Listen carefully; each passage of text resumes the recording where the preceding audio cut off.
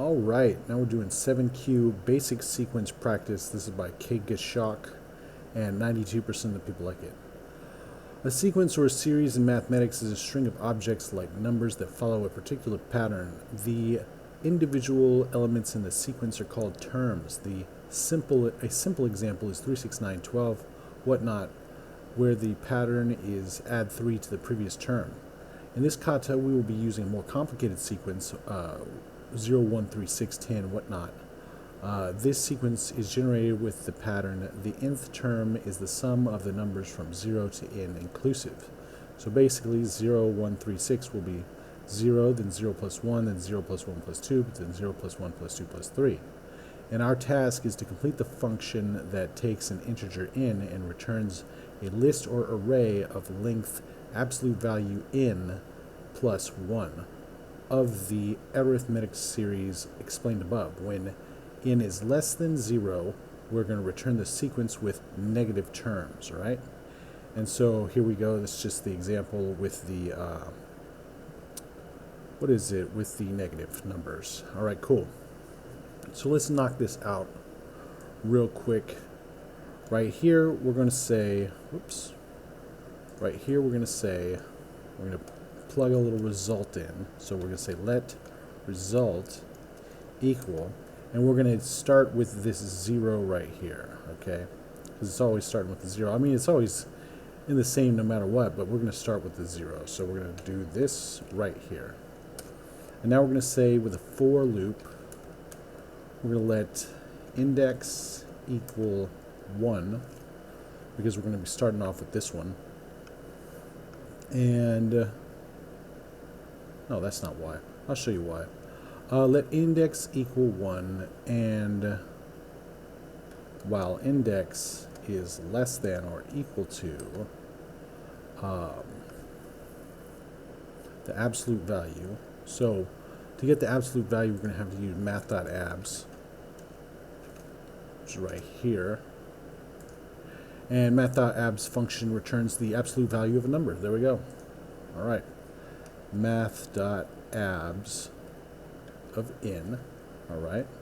So while the index is less than that, we're going to say index plus plus. We're going to iterate through. All right. Next thing we're going to do is we're going to say result.push. And the push method, let me pull that up. Push JavaScript right there, right there. Push method adds one or more elements to the end of an array and returns the new length of the array. So like right here, animals.push cows, it's going to push cows to the end of it. And there we go, just like that. So we're going to push on here, we're going to say result, and we're going to take the previous thing. So we're going to say current index, which in this case, the first one is going to be 1, minus 1. So that would be index 0, which would be 0 right here. And then now we're going to add to it index. And then to make the sign either negative or positive, we're going to use math.sign right here, which is the function that returns either a positive or negative, indicating the sign of the number passed into the argument. So we're going to say times math.sign of n, all right? And then we're going to return the result. Let's see what happens. All right, good, it works. But I'm just thinking a little bit to myself, I'm just thinking, that's just a little too much typing, don't you think? So let's shorten this up a little bit. Let's get a little more concise. Let's do const here. Over here, let's change this to equals. Let's do an arrow right there, space right there. Get rid of this stuff right here. So what we're going to do here is we're going to use an array.from right here. An array.from static method creates a new shallow copied array instance from an array-like or iterable object. So basically, we're gonna do this here. Specifically, we're gonna do the one with the array, the element in the index. But first we have array.from, and then we have an array-like thing, which we're going to make an array right here, and then element index, and then a function right here. I'll show you what I'm talking about in just a second. All right. So we're going to do array.from, and the array-like thing that we're going to make is we're going to use the array constructor right here, which the array constructor is used to create array objects. So we just do, let me see, yeah, right here. It's going to be like new array and then array length, or just array length. But the main thing is getting that array length in there. So we're going to say array, and for the length, we're going to say, we're going to do we're going to do the absolute value. So math.abs